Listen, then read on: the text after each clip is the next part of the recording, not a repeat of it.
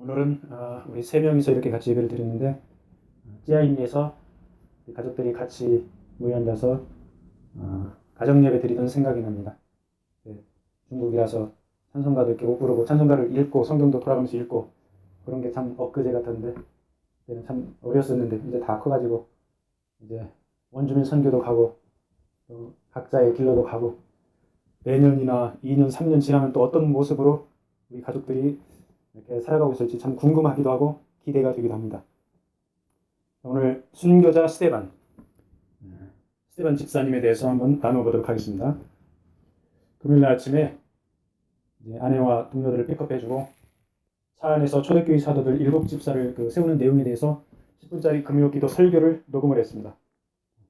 평일에 5일 동안 일하고 주말에 이틀간 목회하고 어떻게 보면 이게 파트타임으로 교회를 운영해 나가고 있는데 그래서 짬짬이 시간 날 때 차 안에서 말씀 묵상도 하고 설교도 만들고 하니까 참 감사한 면이 있습니다.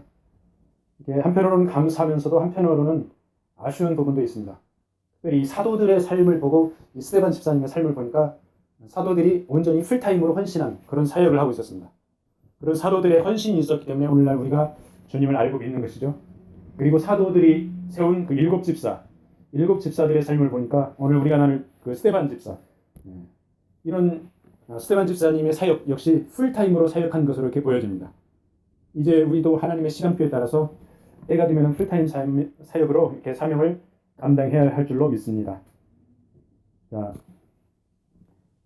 금요기도 설교에서 잠깐 언급을 했는데 이 사도들이 복음을 전하면서 이적을 행하고 불치병자들을 치유를 하죠.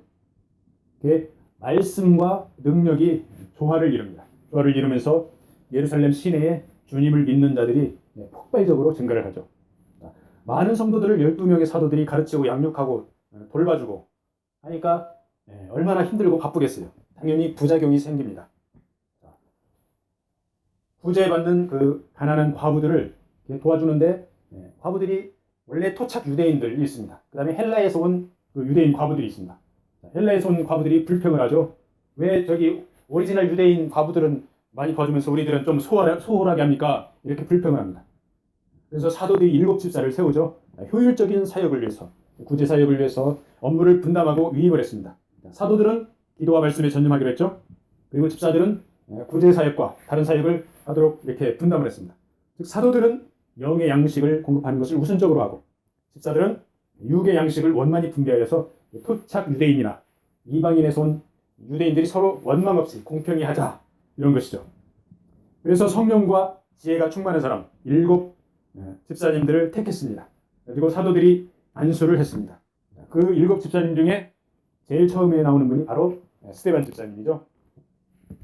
그래서 첫 번째로 스데반은 성령이 충만한 사람입니다. 6장 8절 말씀을 읽어드리겠습니다. 스데반이 은혜와 권능이 충만하여 큰 기사와 표적을 민간에 행하니. 스데반이 표적과 기사를 행했다고 나오는데 이 스데반을 가만히 묵상을 해보면 성령의 불받은 그 불덩이처럼 느껴집니다. 마가다락방에 임한 불길 같은 성령의 역사가 스데반에게 임해서 스데반이 이 불덩이처럼 활활 불타오릅니다. 그래서 동네를 돌아다닙니다. 복음을 전합니다. 환자들을 위해서 기도를 합니다. 그러니까 복음의 역사가 일어나고 안진뱅이가 일어나고 소경이 앞을 보고 중풍병자가 일어났을 것입니다. 이렇게 해서 스데반은 자연스럽게 성령에 불받아서 풀타임 사역에 뛰어든 것이죠. 집사들이 하는 구제, 분배, 질서유지 이런 사역들은 말씀 사역의 그런 보조적인 일이죠. 근데 스데반 집사님을 보니까 이런 보조적인 일을 뛰어넘어서 풀타임으로 일을 한 거죠. 그래서 가슴 속에서 불타오르는 영혼을 향한 열정, 이 열정이 바로 성령 충만에서 비롯된 것이죠. 그래서 우리 특히 사역자들은 무엇보다도 성령 충만을 먼저 간구를 해야 되겠죠. 성령이 충만하고 은혜가 충만하니까 회당에서 다른 유대인들과 변론을 합니다. 그런데 다른 데서 온 이 유대인들이 스데반을 당해내질 못합니다. 그래서 이 유대인들은 예수님을 인정하지 않고 율법과 전통을 강조했을 것입니다. 그리고 스데반은 율법의 완성이 바로 예수님이다 이렇게 내세웠을 것이죠. 이 유대인들이 스데반과 말로는 어떻게 해보지를 못하니까 거짓으로 모함을 하죠. 스데반이 하나님도 모독하고 모세도 모독했다. 그리고 거짓 증인들을 세웁니다. 십계명 중에 하나가 뭐죠? 거짓 증거하지 말라. 이런 십계명의 내용이 나오죠. 그래서 율법을 정면으로 위반을 한 것이죠. 스데반을 어떻게든 깔아뭉개고 싶고 자신들의 위치는 계속 지키고 싶습니다. 그들의 밑바탕, 마음의 밑바탕에 지극히 이기적인 자기 중심이 자리 잡고 있는 것이죠. 이 유대인들이 거짓 증인을 내세워 스데반을 공회 앞에 끌고 가서 재판에 넘깁니다.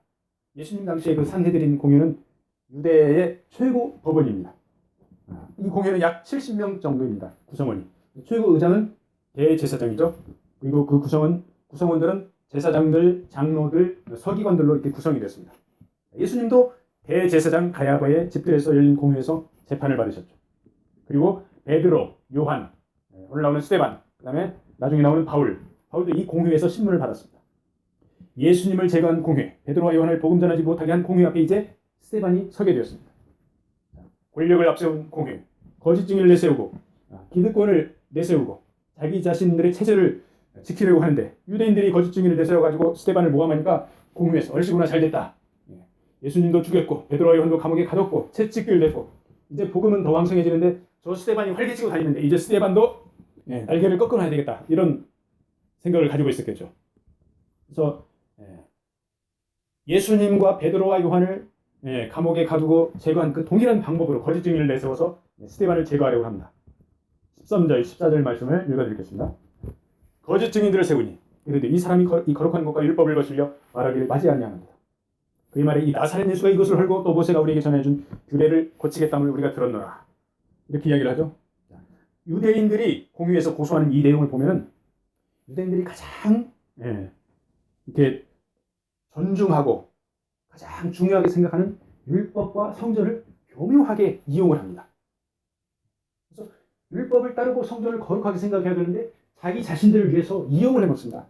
그래가지고 예수님과 스데반을 싸잡아서 비난을 하고 있죠. 이들이 율법의 전문가들이고 잘 지킨다고 하는 그들이 율법의 핵심인 예수 그리스도와 그 제자를 율법을 이용해서 제거하려는 이 사실 얼마나 아이러니하고 참 안타까운 일입니다. 그런데 참으로 이 비극적인 것은 이런 일이 이때만 끝난 게 아니고 역사적으로 계속 반복이 됩니다. 자신들의 체제를 위해서 종교를 이용하는 것입니다. 자, 기독교 역사에 보면은 여기서 기독교를 하면 캐톨릭과 개신교를 같이 가르칩니다. 부교와 신교. 1572년 8월 24일 프랑스 파리에서 카톨릭 군대가 위그노는 프로테스탄트 개신교인들이죠. 약 1만 명을 학살한 사건이 발생했습니다. 이 원인과 경과를 보면 아주 그 내용이 복잡해요.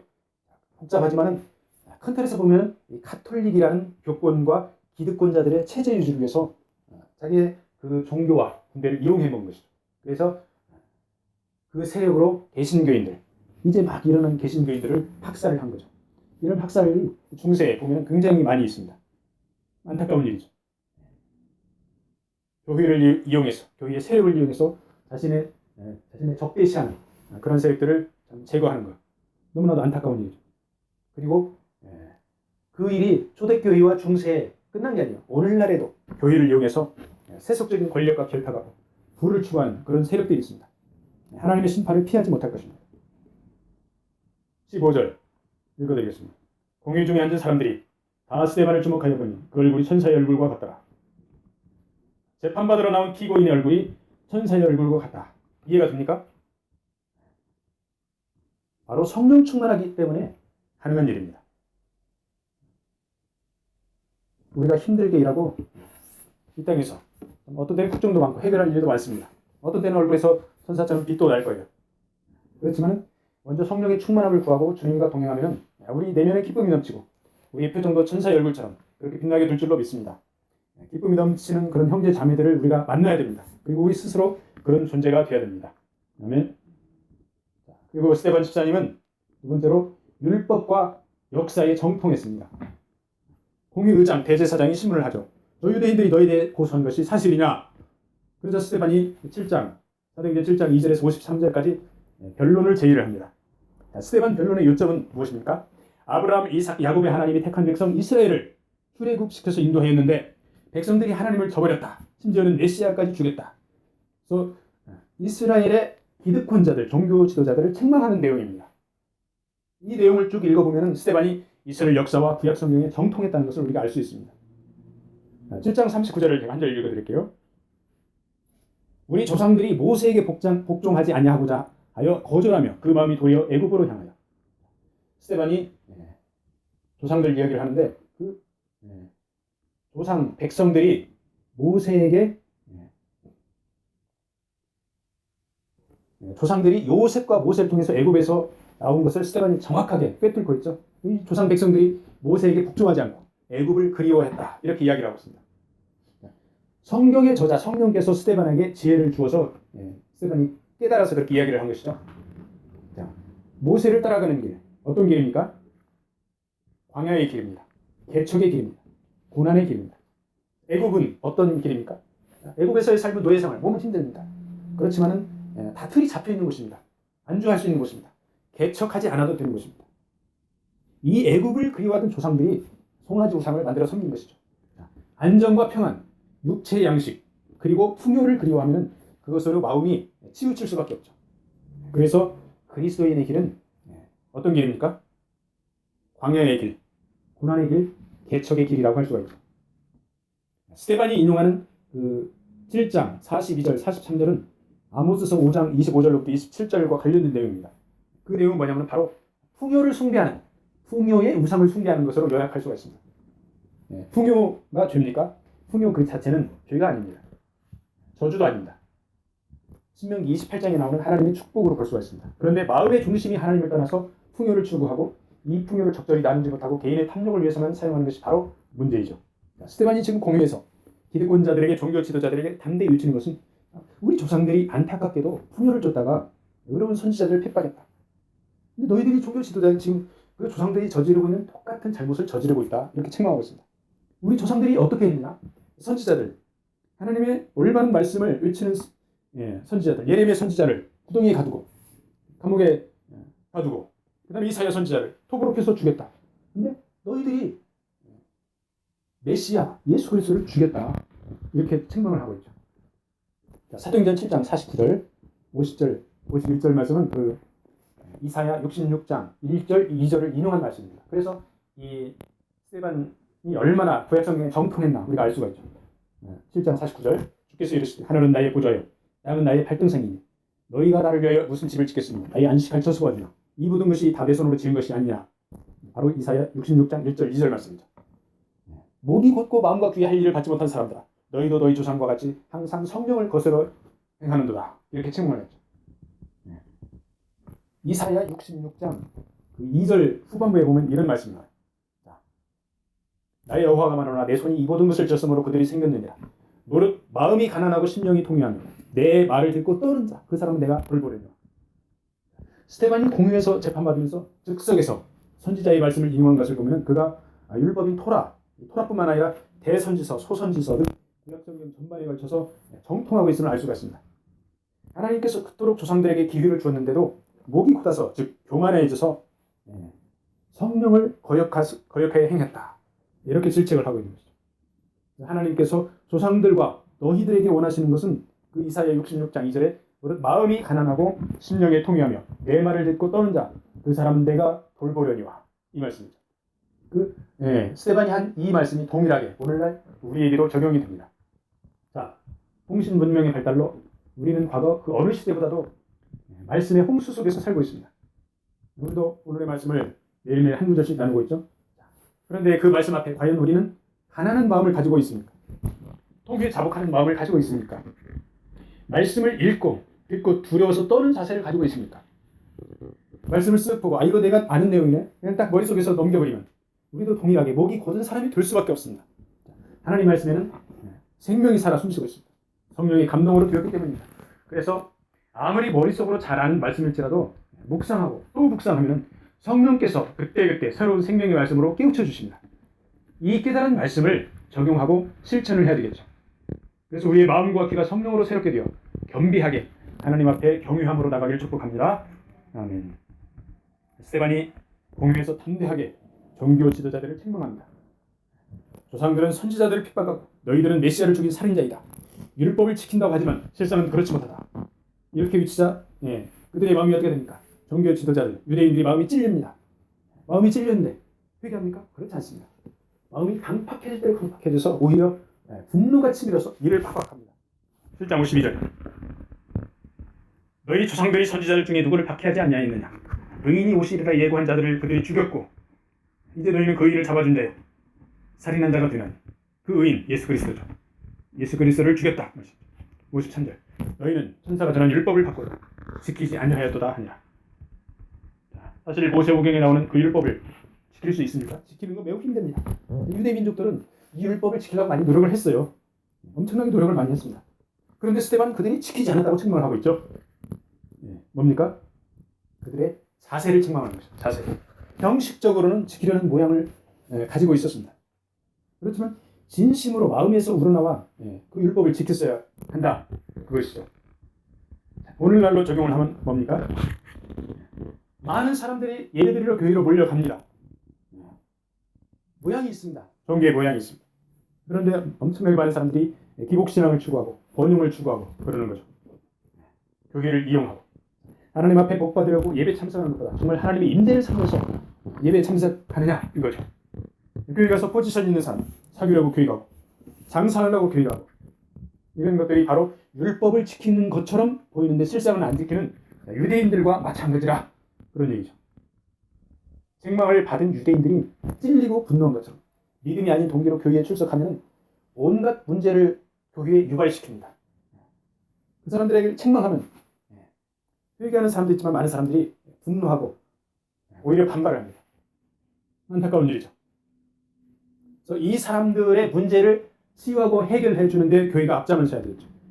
교회는 가난한 자들, 고통받은 자들, 상처받은 자들, 문제 있는 자들 그 사람들의 문제를 해결해주고 치유해주고 회복을 시켜줘야 됩니다. 주님께서 병든 자, 잃어버린 자를 구원하러 오셨기 때문입니다. 그런데 교회의 교만한 자들, 물질 번영을 추구하는 자들, 기복신앙을 추구하는 자들이 동기가 그릇된 자들이 이렇게 오면은 이들의 문제의 해결의 근본점은 바로 회개하고 낮은 자세입니다. 이렇게 회개할 수 있도록 옆에서 도와주는 게 바로 제대로 인도하는 것이죠. 근데 회개의 길로 낮은 자세로 인도하지 않고 그들과 적당히 어울리면서 같이 그들이 떠날까봐 붙들고 기분을 맞추려고 하면 같이 망하는 길입니다. 같이 지옥 가는 길입니다. 그래서 우리 자신들이 먼저 낮아져서 주변 사람들에게 본을 보여주면서 회개의 길로 예수 그리스도의 좁은 길로 좁은 문으로 가야 되겠죠. 아멘. 세 번째로 그래서 순교자 스데반 최초의 순교자가 되었습니다. 이 스데반 집사 55절 말씀 7장 55절 말씀 스데반이 성령 충만하여 하늘을 우러러 주목하여 하나님의 영광과 및 예수께서 하나님 우편에 서신 것을 보고 공회의 종교 지도자들과 유대인들이 분노해서 이를 갑니다. 그렇지만 스데반은 성령이 충만합니다. 그리고 하나님의 영광과 예수께서 하나님 우편에 서신 것을 봅니다. 이제 순교를 앞둔 스데반에게 삼위일체 하나님께서 나타나셔서 그를 위로해주고 영접해줍니다. 삼위일체 하나님, 성부, 성자, 성령 하나님께서 동시에 나타납니다. 그래서 이 55절 말씀은 순교자가 누릴 수 있는 그 특권입니다. 삼위일체 하나님이 언제 또 동일하게 나타났습니까? 바로 예수님께서 세례 요한에게 회개의 세례를 받을 때 나타나셨죠. 근데 이 하나님께서 스데반에게 바로 나타나신 거예요. 이 얼마나 영광스러운 모습입니까? 우주 만물을 통치한 하나님께서 친히 스데반에게 나타나니 이 세상의 그 어느 것보다 바꿀 수 없는 아주 존귀한 영광의 시간이죠. 천국으로 가기 직전의 스데반의 영광과 달리 유대인들은 귀를 막고 소리 지르고 성 밖으로 스데반을 끌어내서 돌로 쳐 죽입니다. 왜 성 밖으로 끌어냅니까? 예루살렘은 거룩한 땅이라 율법에 따라서 거룩한 땅에서 사람을 죽이면 안 된다 해가지고 예루살렘 성 밖으로 끄집어내가지고 돌로 쳐 죽이죠. 율법을 지킨다고 하면서 살인하는 참 의인을 살인하는 이 모습 너무나 모순적인 그 모습 안타깝습니다. 이 스데반은 돌에 맞아 죽으면서도 상대방들을 원망하지 않고 오히려 주여 이 죄를 저들에게 돌리지 마옵소서 하고 기도하면서 운명을 하죠. 죄는 미워하되 사람은 미워하지 말라 이 말씀이 떠오르는 장면이죠. 자신을 죽이는 무지막지한 사람들의 죄와 동기는 믿지만 그들도 구원받아야 하는 인간들이기 때문에 스데반은 그들을 위해서 기도할 수 있었던 것이죠. 우리가 흔히 마약 밀매업자들, 폭력 조직원들, 동성애자들, 테러 분자들 우리가 미워할 수가 있습니다. 그런데 그들의 죄는 청산해야 될 대상이지만 인간의 영혼 그 자체는 구원받아야 할, 사랑해야 할 우리가 동일한 그런 사람들이죠. 그래서 그들 사람들과 전쟁하지 말고 그들의 죄와 전쟁을 하라 이것이죠. 그 사람들을 위해서는 기도를 해줘야 된다 그겁니다. 그래서 우리가 착각하기 쉬운 게 그들을 용납해야 된다. 그들을 품어야 된다. 사람은 품어야 되지만 그 죄는 품으면 큰일 난다. 그래서 마약, 테러, 동성애, 범죄가 퍼지도록 해서는 안 된다 이것이죠. 단호한 자세를 취해야 됩니다. 참 이 시대 돌아가는 거 보면 너무너무 안타까운 그런 면들이 많이 있습니다. 사람을 품다 보니까 잘못해가지고 죄까지 품어집니다. 그래서 자꾸 동성애가 퍼지고 자꾸 마약이 퍼지고 자꾸 테러가 퍼지고 참 안타깝습니다. 이렇게 스데반은 초대교회의 최초의 순교자가 되었습니다. 경건한 사람들이 스데반의 장례를 치러줍니다. 스데반의 순교 이후 예루살렘에 있는 교회에 큰 핍박이 일어났습니다. 사도유회는 전부 다 피난을 갔습니다. 유대와 사마리아에 있는 땅으로 흩어졌습니다. 디아스포라가 된 거죠. 그런데 핍박을 피해서 흩어진 이 디아스포라들이 조용히 숨죽이고 숨어 있었을까요?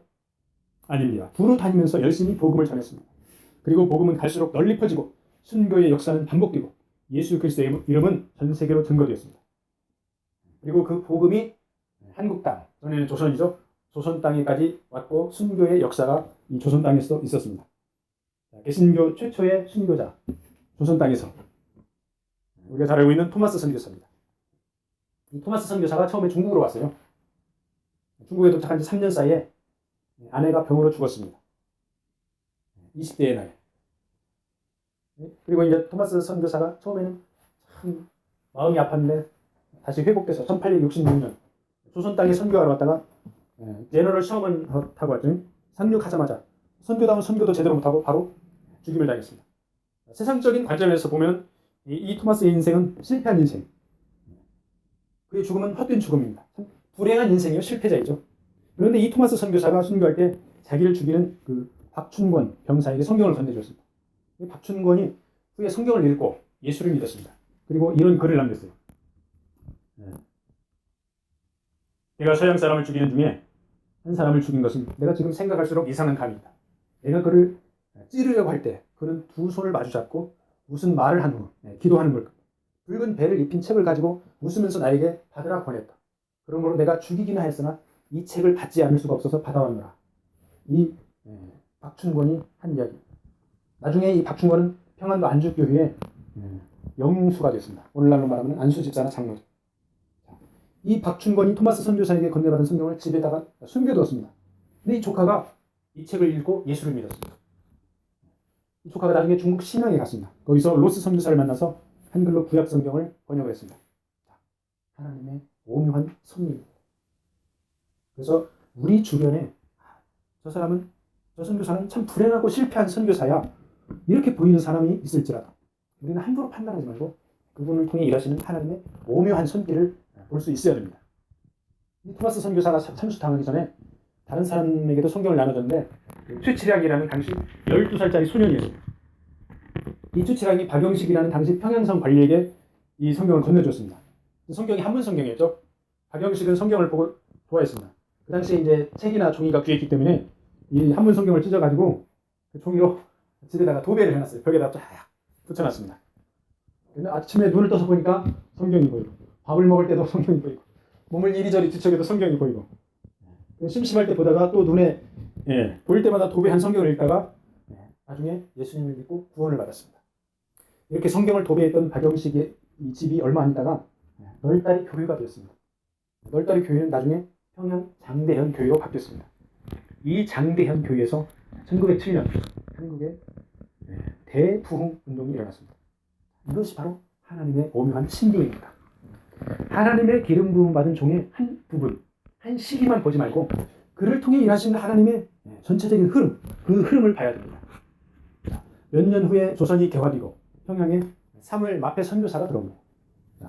이 마페 선교사가 박영식의 집에 들어가 보니까 그 벽에 한문 성경책이 도배가 되어 있습니다. 깜짝 놀랐습니다. 자기가 평양에 최초로 선교사라고 들어온 줄 알았는데 자기보다 먼저 이 평양에 와서 복음을 전한 사람이 있었다는 거예요. 알고 보니 그가 바로 토마스 선교사죠.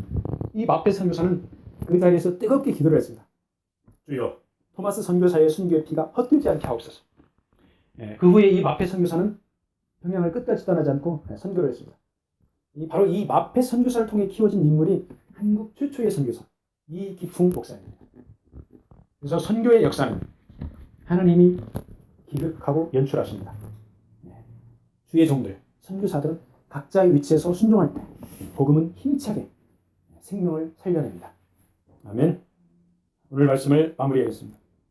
순교자 스데반에 대해서 나누었는데 돌에 맞아 죽어가면서 스데반은 주 예수여 내 영혼을 받으시옵소서 하고 이 죄를 저들에게 돌리지 마옵소서. 그리고 나서 영광의 주님께로 갔습니다. 인간의 눈으로 보기에 참 지극히 불행하고 안타까운 일이죠. 영혼의 세계를 본 스데반은 성부, 성자, 성령 삼위일체 하나님의 위로와 영광을 맛고 왔습니다. 오늘 우리의 삶이 우리 기준에 답답하고 안 풀리는 것 같아도 우리의 동기가 십자가의 주님, 영광의 하나님을 바라보고 성령 충만을 원한다면 우리 인생은 최고의 가치가 있는 것입니다.